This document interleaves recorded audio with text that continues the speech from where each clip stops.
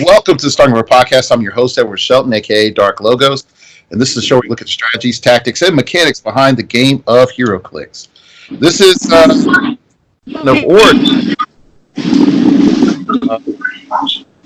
Some background noise right now. That's okay. I am today welcomed by Juggernaut, awesome qualifying man, Mr. Brad MILBURN. Say hello to the nice people. Hey, what's up, guys? Okay. For some reason, your audio volume changed, your quality changed a little bit, but that's okay. We're gonna roll with it. So, pretty much, you were competing at Origins this year. You made top 8, correct? Yeah, I got top 8 at U.S. Nationals this year. Yes. And so you were playing the Mr. Ego Gym, Captain Envious. I am balanced because I'm an Ultra Chase Thanos. Feel free to tell us how you came to the decision of playing Ultra Chase Thanos. Honestly, it kind of was a last-minute decision. I just my teams that I have actually practiced and had been familiar with, I was just getting stressed out, and morning of Nationals came, and I was like, you know what, this game is supposed to be fun. I was stressing out.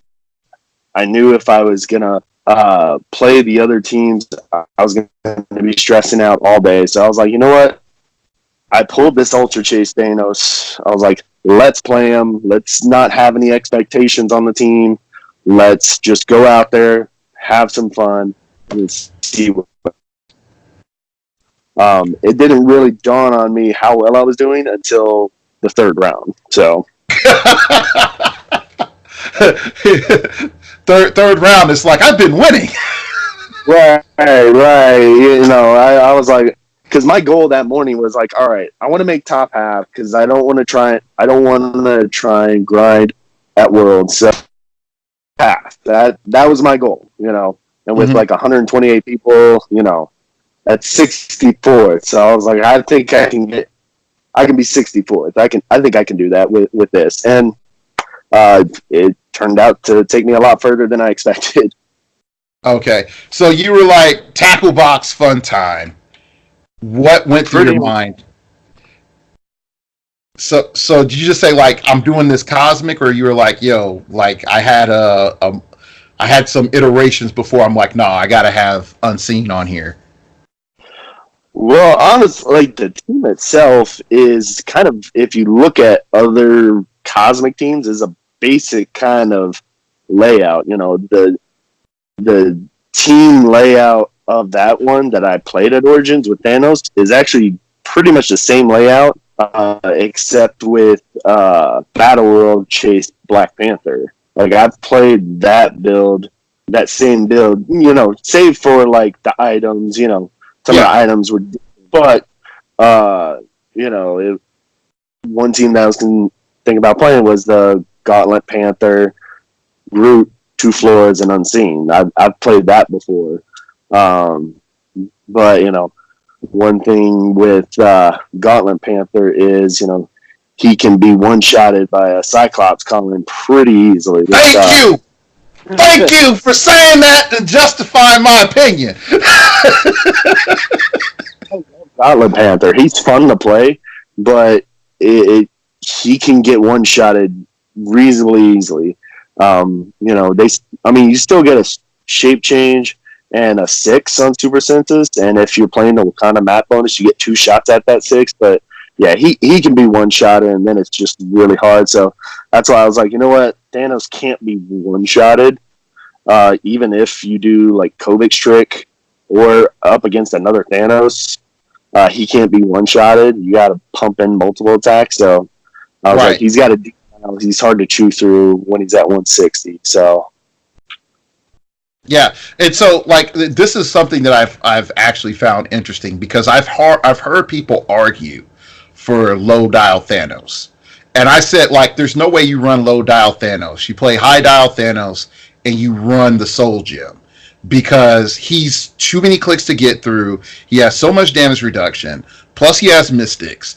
And now you're telling me also I'm doing +1 damage on top of having a stupid perplex, and I'm healing back up. So that was my thought behind it too. And then you know, it probably was halfway through the first game where I realized, oh dang, I need to keep Thanos on this second click pretty much the entire game, because then with the Soul Gem, and then if I do the Ego Gem bump, he has a 21 defense. So even if you pump up your attack high, it's still a decent roll that you have to get to hit a 21. yeah, and most teams you're looking at having to roll an 8 or higher, which is still in the defender's advantage, and that doesn't factor in. Oh, look, I can also get hindering bonus or whatever else factored in there too. The click 2 revelation. How did you come to that? Was it just like someone accidentally didn't hit you hard enough, or you're just like, nah, man, I'm gonna push on to click 2 and save my butt?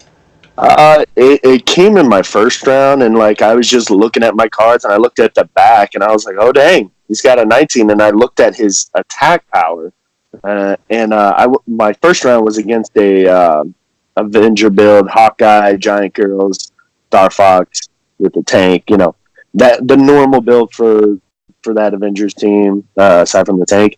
And I was like, oh dang, I can try and pick off these Giant Girls one at a time for free.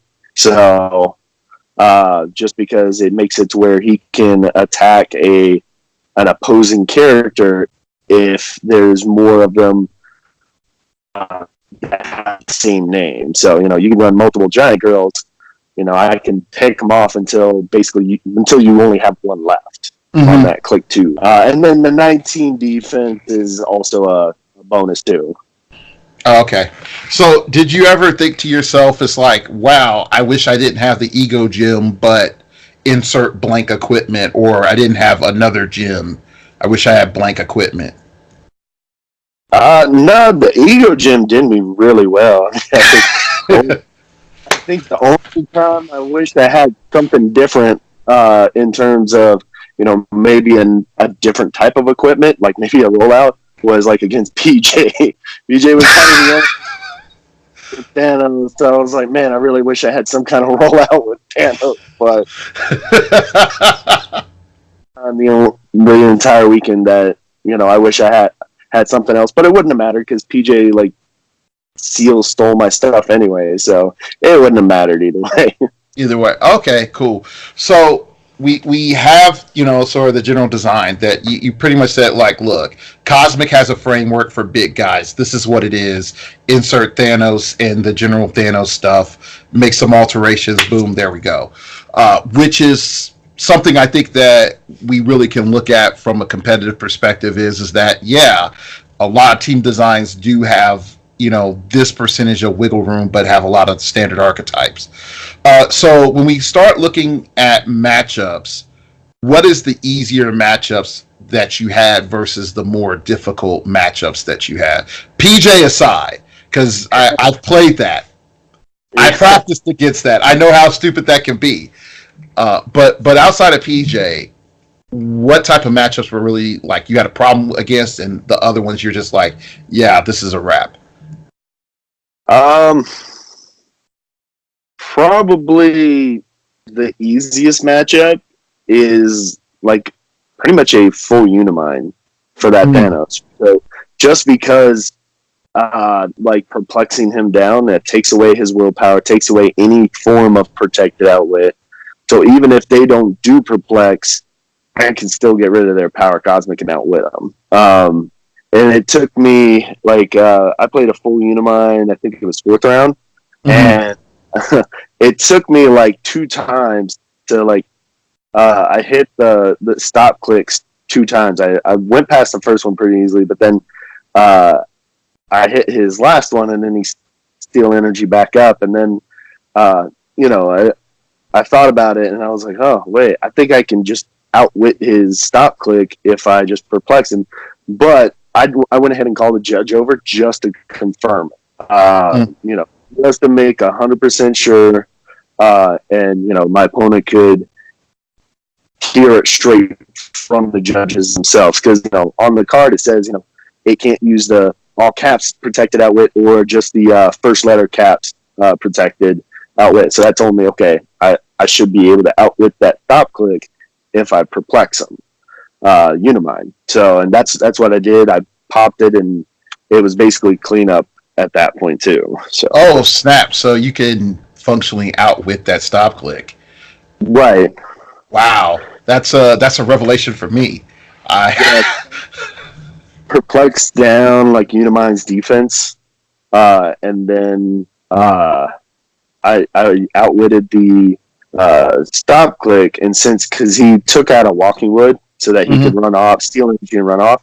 So I still had my Groot, so I retaliated with Groot, and took out his like I bumped up his damage and took out his Unimind straight through the stop, and Mhm. then I killed one of his Eternals with the walking wood. So Yikes! So yeah, Walking Woods MVPs for everybody at some stage of the game. So okay, so overall, you know, we're sort of establishing that one man armies, Thanos just decimates them. So what's harder to deal with then? Is it the opposite end, just having massive amounts of figures, or it depends. Like massive amounts of figures that are different, yes. Massive okay? amounts of figures are like the same name.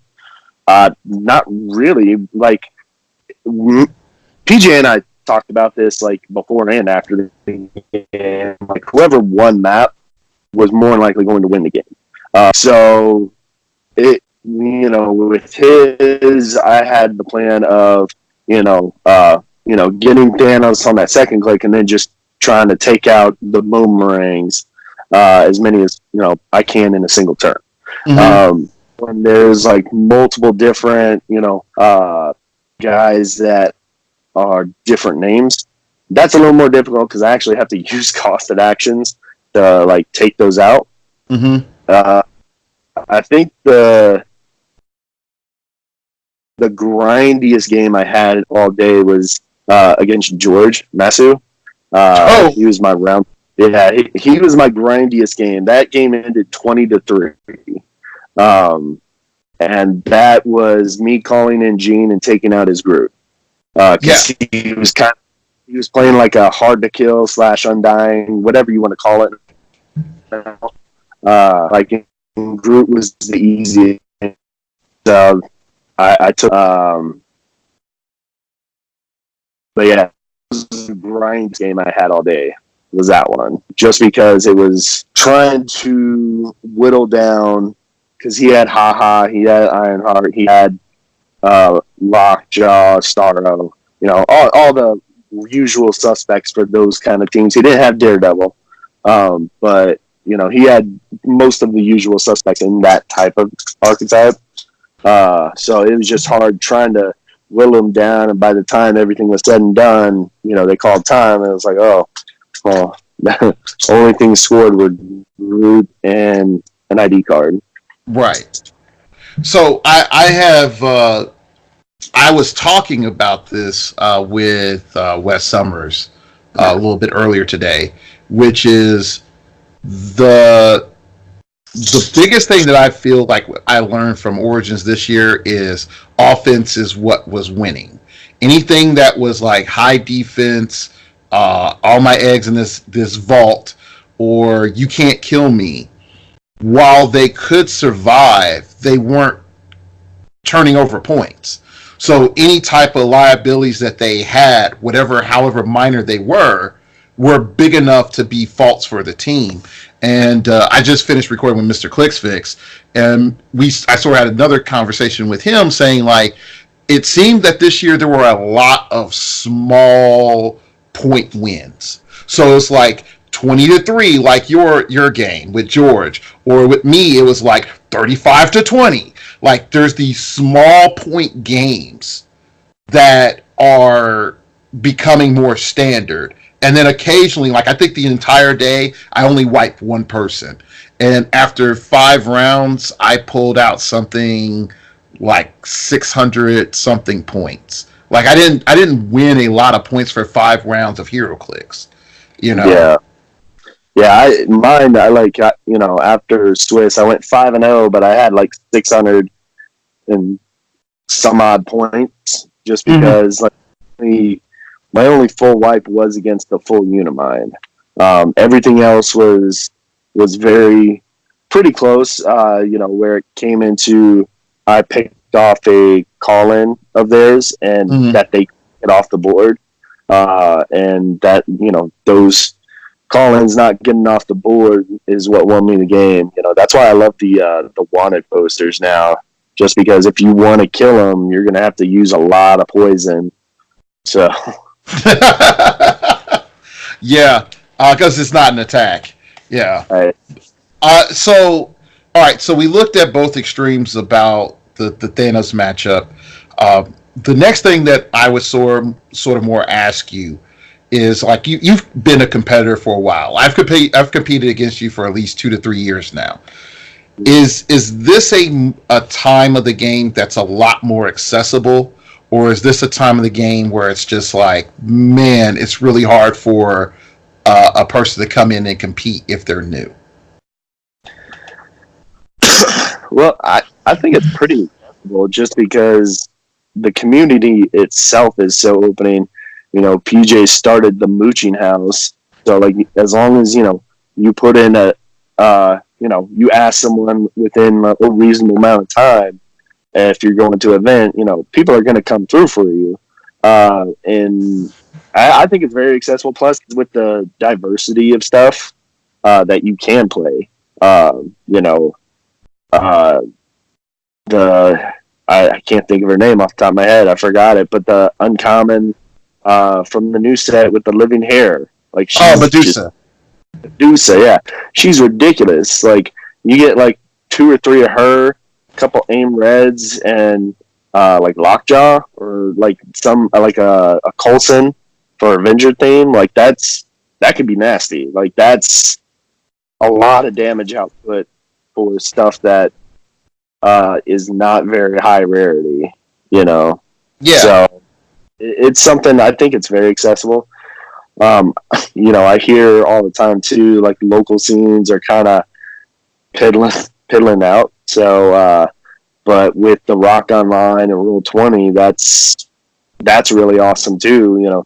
I recently bought a laptop just so I can do Roll20. I hadn't had a computer myself personally since I was active duty in the Army, and I've been off of active duty for like 4 years now.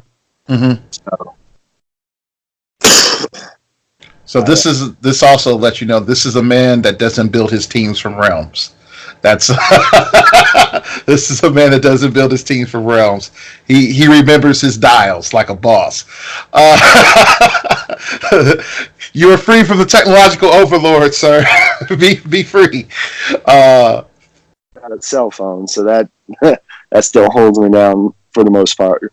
Okay, cell phone. There you go. But all right, so let's sort of like take it to the next level and look at the event.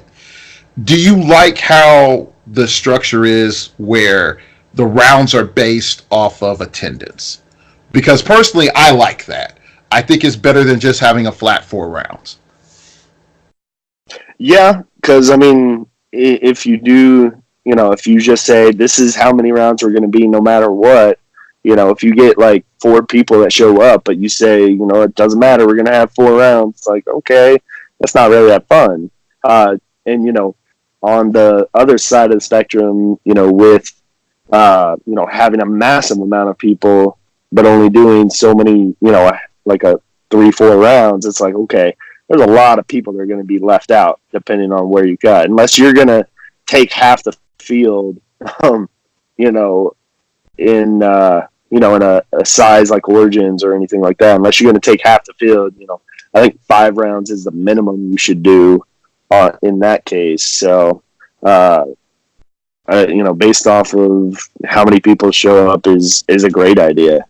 And also, what the top cut is based off of the attendance as well. Yeah. So even going into Top Cut now, I sort of elaborating on your statement that you just said there, like flat five. If we have enough people for a flat five and then determine cut from there, I think that's actually probably a lot more fair and progressive in terms of time management from WizKids, because let's just say we have let's say 250 people next year, and we need to break to the top 64, but then they want to do a break to top 32.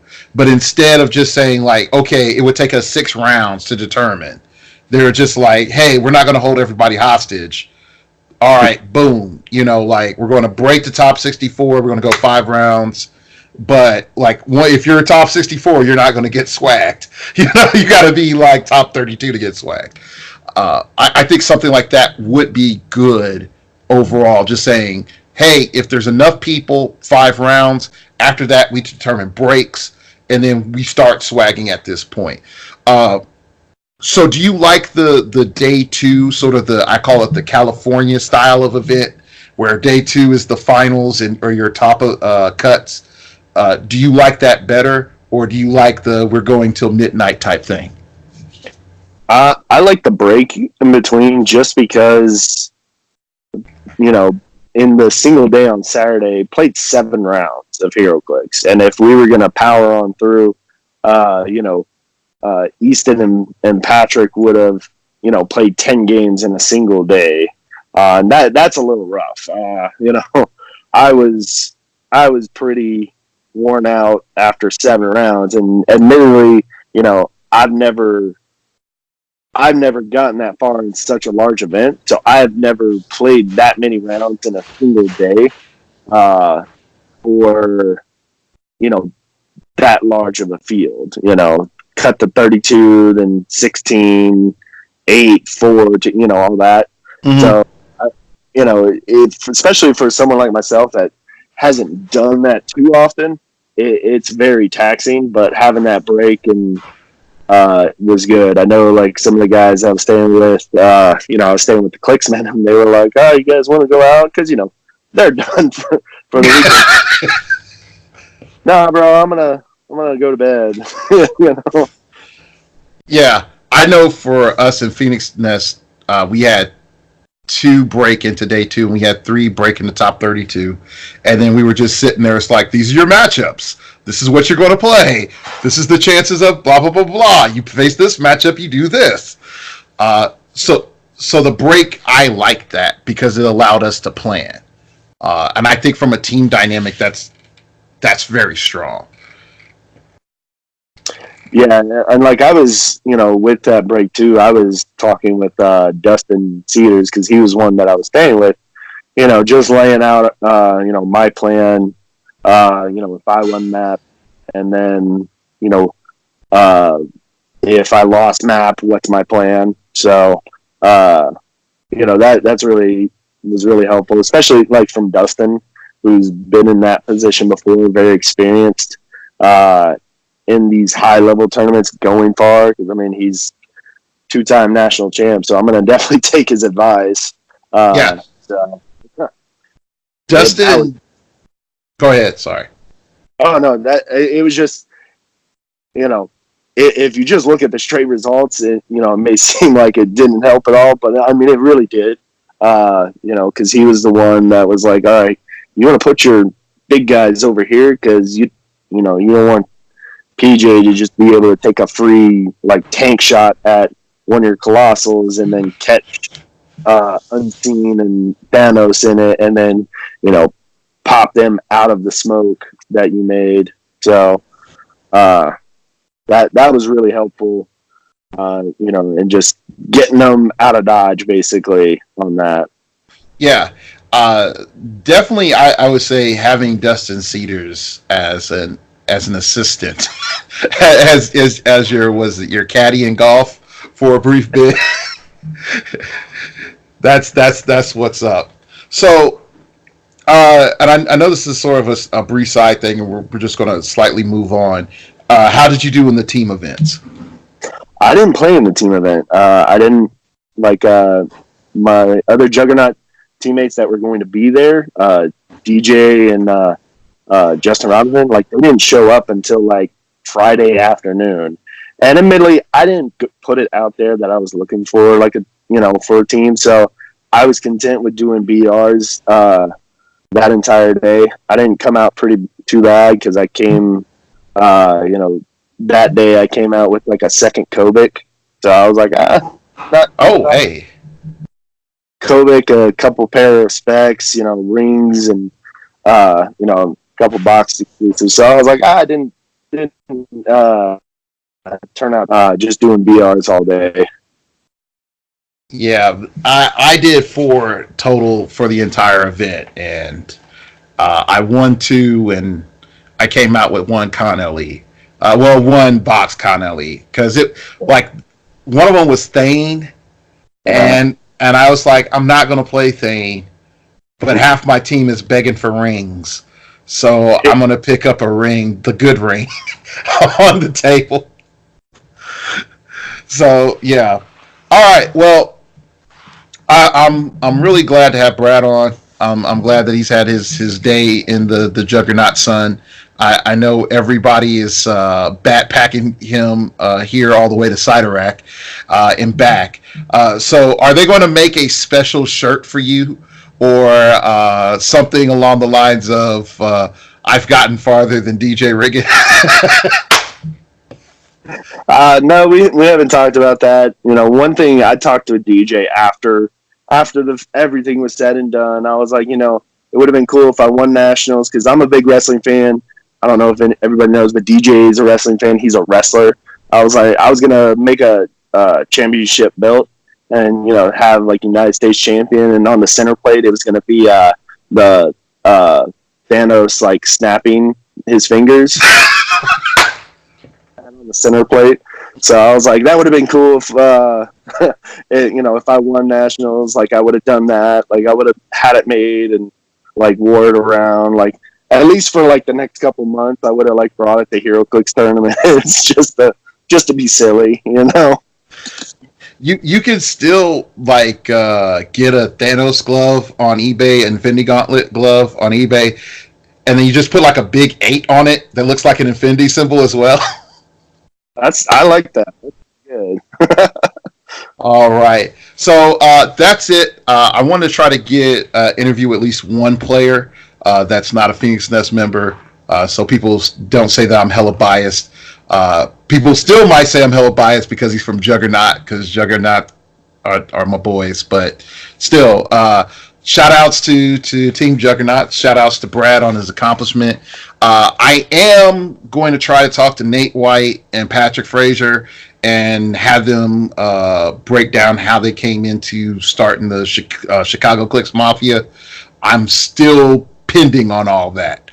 And I still have videos to render from top 4 and finals. So a brother's busy, brother's trying. Brother's trying, but there's a lot to be put out. So I put out 2 videos this week.